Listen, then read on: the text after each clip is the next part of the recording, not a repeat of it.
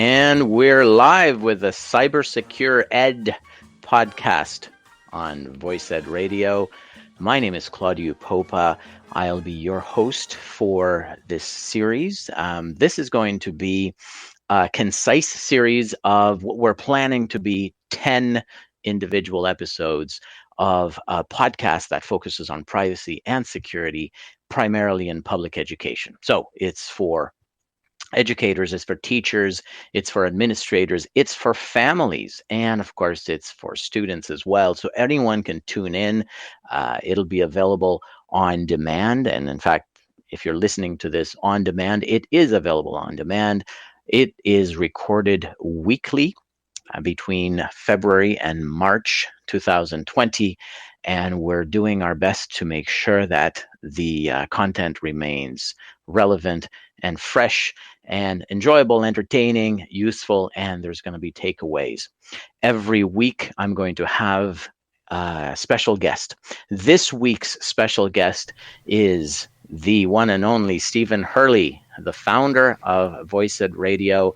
And I'm just going to do a quick check. Stephen, are you in the room? I am in the house, and you are sounding, well, 5 by 5, as they say in the business. That is fantastic. We are doing so well. This is our 64th take. So this is wonderful that it's working out. We're trying to make it look smooth, and we're going to try to jump right into things with our first segment, which really has to do with the news and trends. So this month has been fantastic. It's really, this month actually started last month. January 28th was Data Privacy Day, or as it's called elsewhere on the planet, Data Protection Day. It's become a big event all around the world. It's still a little bit of a secret. I keep talking to people who didn't know it was taking place, but that's kind of cool as well, because we have all these opportunities to share this with our personal networks. So Data Privacy Day, we did a couple of podcasts with other organizations, and that was very cool. We partnered with the Canadian Chamber of Commerce, and we raised awareness about the importance of data privacy and data protection. This past week was Safer Internet Day, which was focused on protecting kids' data, on protecting student data. It focused on parents. It talked about what we can do to keep kids safe online while keeping them engaged. What else is going on this week? Stephen, is there any other privacy and data security event that we need to announce? Just the fact that I'm going to be taking a look at my own personal passwords, I know, after this show, because you have already got me thinking totally different about that. But so not an official event, but I will open a special bottle of de-alcoholized IPA for this.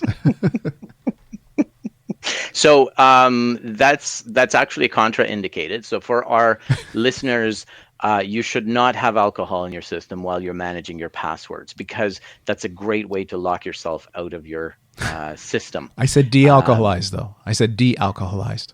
Oh, I'm sorry. I missed that part. I just so with the prefix D, it means it had alcohol in it and it was removed. I'm assuming. I'm hoping, as opposed to it not. I'm hoping a couple hoping a couple molecules still exist, but yes. Right. Well, as long as you've still got some blood floating around in your alcohol, at the end of the day, you'll be able to take care of those passwords. And in fact, something that you said was a bit of a trigger for me, and that was the fact that you said you are going to take a look at your passwords. That means you're going to look at them. So when I manage my passwords, and I've got hundreds that are sitting in a password database, I can't actually see them. So I'm trusting a password database. In fact, I'm trusting the process that I used to select a trustworthy password database. And that is a tool that enters my passwords for me wherever I need them. This is a tool that runs on my devices. It's a tool that just exists on my computer. It's fully encrypted. It requires two-factor authentication and so on. And these are all things that sound super complicated. And yet They are so easy, and also they're not avoidable. So just in case you think you can go on memorizing your passwords or selecting simple dictionary words, and along with your birth year or your dog's birthday, it's not going to work anymore. But we'll have tons of time to deal with that, because on a weekly basis we're going to be asking one question and try to get through it. So we'll try to ask one key question, and as you may recall, if you listen to podcast 0, which is listed along with all the others on Voice Ed Radio, we talked with Tim King, who's an exceptional educator. He's a bit of a nerdy guy. He's a tech guy. He has a ton of insight, and that insight is great because he's able to actually share information with us about the adoption of EdTech in his classroom and in his region, in his school, and he's a wealth of information. So one thing that we talked about during the previous podcast was how to read privacy policy. Do you remember that, Stephen? Oh, I remember it intimately. Yeah. And my eyes started to glaze over even talking about it. Right. And that's why I try not to say how to read a privacy policy. I say how to skim a privacy policy, because it's a skill. It's a learned skill. And I say learn ed. Get it? A total pun right there. So I feel like sharp. Ed McMahon here. It's great. The fact that you need to skim password policies essentially defeats the fact that they are written in such a way as to dissuade people from reading them.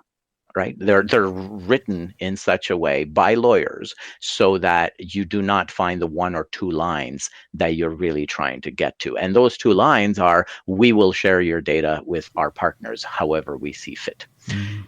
Look for those lines, and we'll talk more about skimming privacy policies in the weeks to come.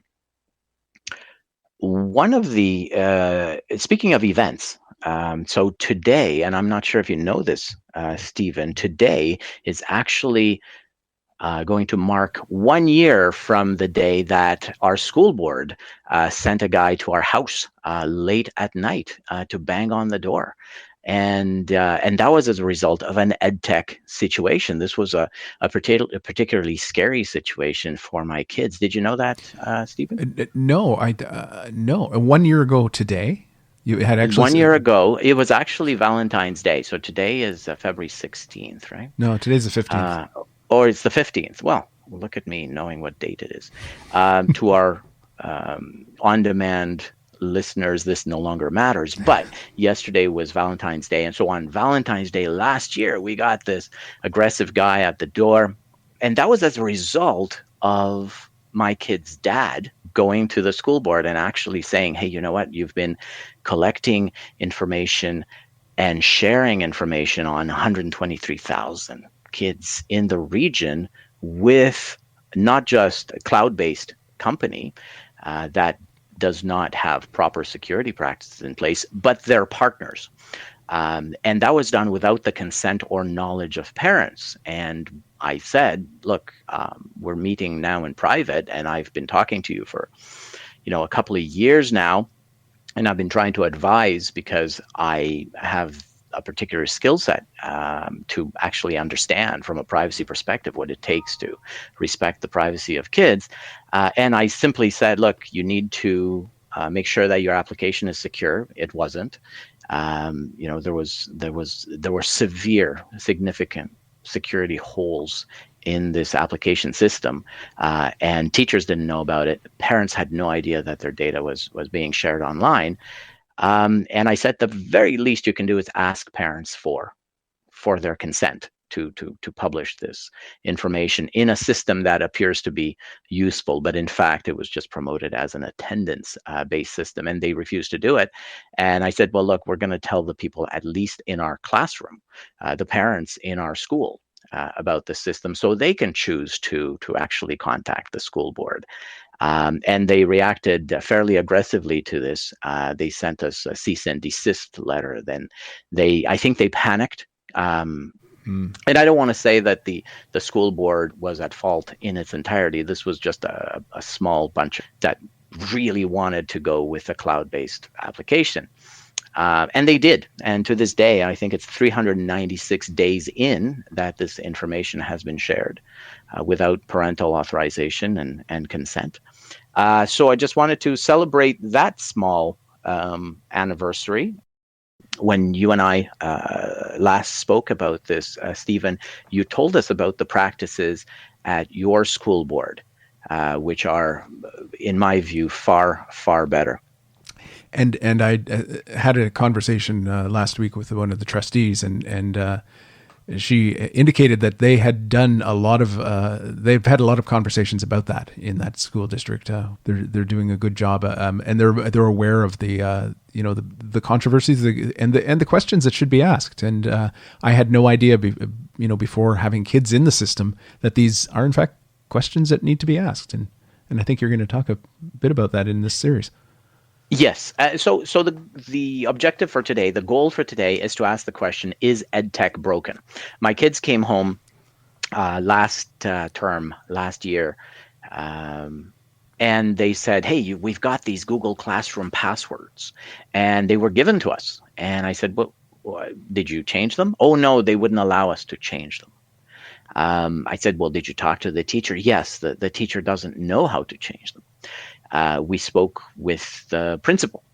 She took it upon herself to look into the matter, and within a week or so, they had spoken with the board, and somehow they had made an exception and allowed just my 4 children, 4 kids out of 123,000 in the region, to change their Google Classroom passwords. This is something that kids are discouraged from doing. Instead of being told that, you know what, if you get a password that is given to you, the first thing you need to do is change it. It's proper best practices. This is a great opportunity to teach kids how to manage their digital identity, because they're going to have hundreds of digital identities as they're growing up. Every account, every username and password, every set of credentials is the gateway to digital identity. And the more different you keep them, the better for you, so that one digital identity that is stolen cannot compromise others. Does that make sense, Stephen? Yeah, it does make sense to me. And it's, again, that's something that I wouldn't have even thought to ask. Are you allowed to change your password? And my kids aren't. I've started, not an investigation, but started asking about that. Your kids are not allowed to change their password? No, they're not. No. You mean the Google Classroom password? Right. That's interesting. And when we first talked, I put it out on Twitter to see, and there's some school districts and regions in education states that said yes, we give them the right to do that, and others said nope. Yeah, so that shows a very rudimentary understanding of privacy and security on the part of school boards. That fascinates me, because this is one of the most basic practices. You're creating accounts, right? You're not giving options to the kids. You're creating accounts for their use, but you're reserving the right to impersonate them because you've got their password, right? That is an accountability issue that is essentially going to not just translate into a liability, but the fact that that organizations don't understand this very basic tenet of security, allowing users to have their own password so they can't be impersonated, has a vast it's almost a chilling effect across everything else that they do, because if you know that they don't understand that very basic thing, they don't understand how to protect student data, and that has massive repercussions. For example, also in news and trends this week, 15 billion data records were lost in 2019. Did you see that headline this week, Stephen? I missed the headline, but I picked it up when you sent some notes for me, and that's an incredible amount of identifiable information. You got it. And the reason most people miss it is because of the verbiage. It's because of the wording that is used. You can tell when people want you to click on things when they're using clickbaity kind of headlines. But when you say records, that sounds completely different from the word digital identities, right? It's 15 billion records. If you said 15 billion user IDs or user identities were lost in 2019, I bet you that would resonate with more of the media and more coverage would ensue as a result. So it's a case of some media literacy, critical You got it. attention going on there that we Yes, need. you have to have that shared language. And that shared language is so critical for the media to understand because just thinking of these things as identities makes you realize that when you use the same password on two accounts, as soon as one of them is compromised, and it will be, that same identity can be used on a second account, a third account, etc. That's why one should never share passwords, and certainly not allow someone else to have their password, because nowadays you can't really use an account without what you're doing being logged, right? So if someone were to use my kid's account to do anything, that gets logged somewhere. And whose account is it? Well, it's my kid's account. So how can I allow an organization that has lost my trust to essentially log in as my children and do whatever they want? That will follow them forever because they'll be responsible for what goes on that account, right? Wow. I'm already overwhelmed, but that's okay. Sorry, I don't mean to overwhelm. This is No, just simple, basic notions.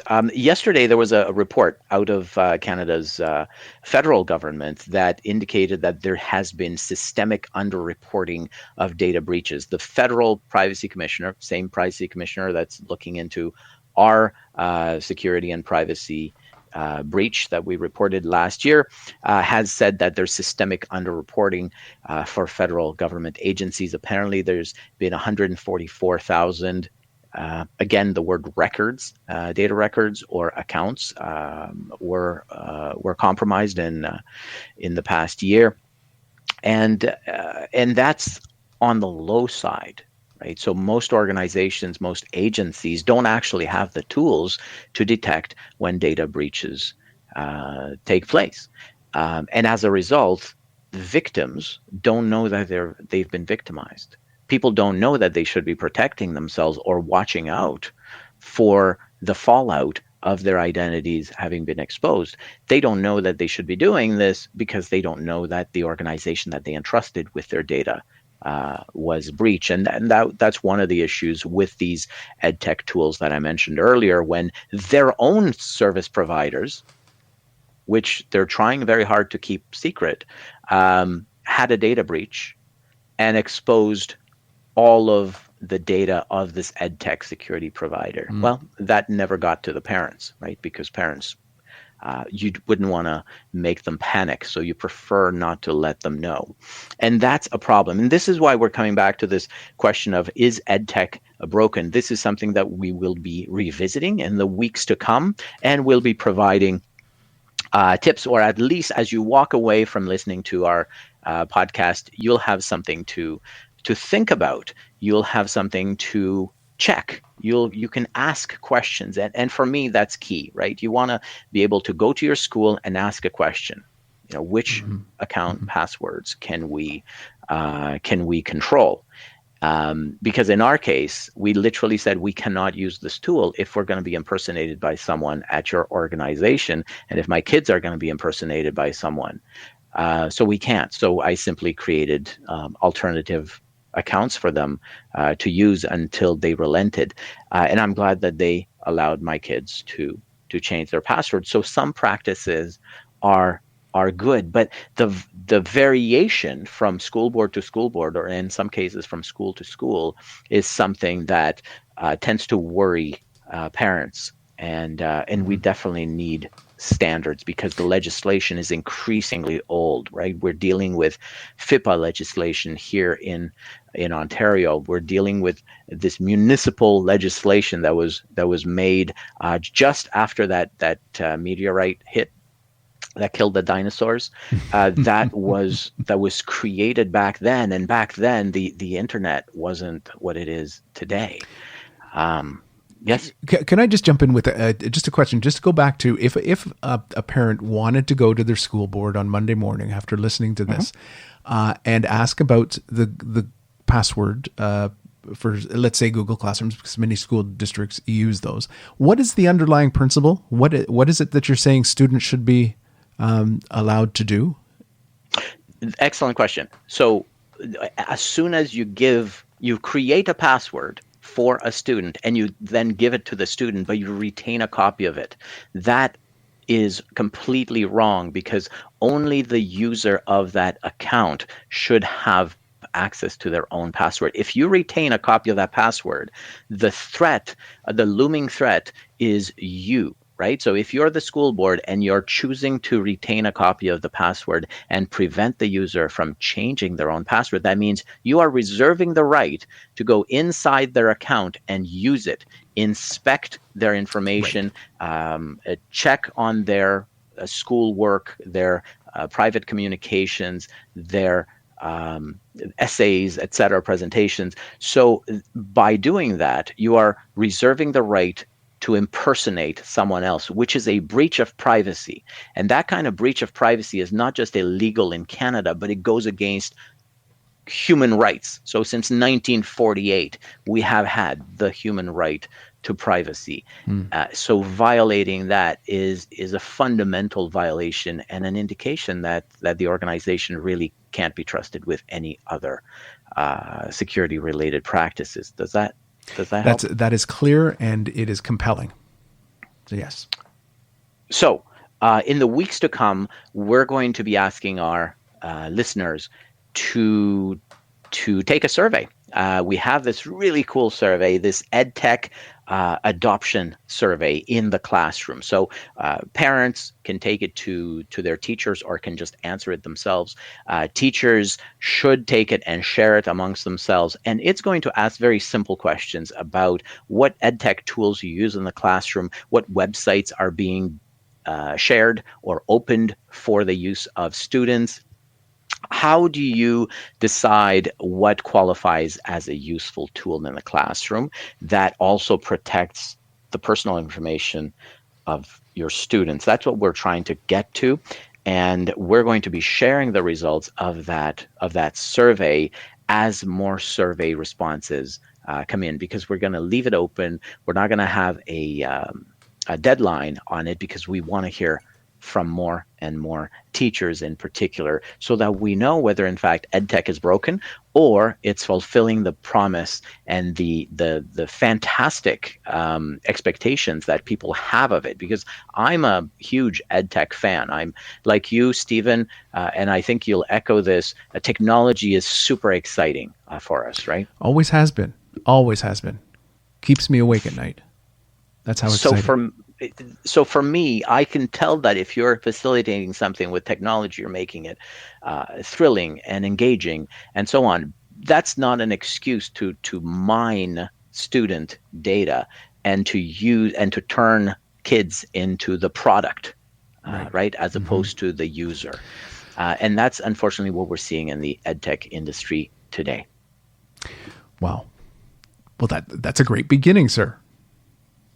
So I guess if I can sum things up for this initial episode with respect to EdTech in general, if we can find a fundamental principle to this, is I would say, and in fact, I'm going to shamelessly steal it from Google, and that is, don't be evil. Right. And in many cases, a lot of organizations, humanitarian as well as privacy organizations, are saying, well, you know what, Google lost the right to use don't be evil because of all the tracking and surveillance and privacy invasions that they've been perceived to carry out. So I'll use it. Don't be evil. When you're thinking about introducing new technology, new websites, new interactive tools for enhancing education, the first thing you want to do is to check that the organization, the website behind it, the people behind it can be trusted. Are they certified professionals? Have they had it independently audited? Is there any evidence of an independent certificate? Is there any reason to trust that this company will not be sharing even de-identified statistics with other parties and therefore monetizing their users' activity, right? These are the questions we want to keep on asking. And if your school or your school board doesn't have the answers, this is why we have privacy commissioners in Canada. And for the most part, you want to ask your provincial privacy commissioner, or you can initiate an investigation with the federal privacy commissioner. These are things that we can do as Canadians, and we don't realize that we can do it. In other countries, there is no hope for people to protect their privacy, but we are lucky that we live in this country where this kind of protection and these services are included in our taxes, right? Awesome. So on that, thank you to our guest and the founder of VoiceEd Radio. Thank you for being with us, Stephen. This has been fantastic, and I'm looking forward to the weeks and the months to come for the next few podcasts. Well, thank you for sharing your experience and your insights and your passion around this. See you next week. You're listening to VoiceEd Radio. Your voice is right here.